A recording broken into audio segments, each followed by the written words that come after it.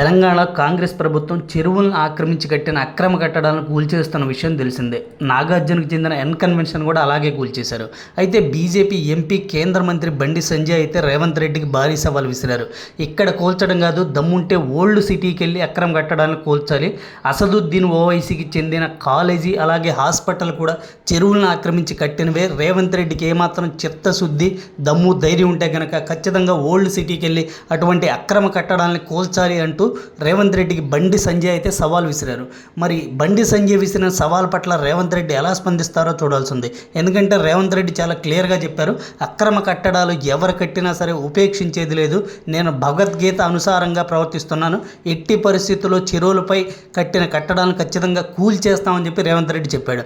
మరి బండి సంజయ్ ఇప్పుడు విసిరిన సవాల్ పట్ల రేవంత్ రెడ్డి ఎలా స్పందిస్తాడు? నిజంగా అసదుద్దీన్ ఆస్తుని ధ్వంసం చేస్తాడా లేదా చూడాల్సింది.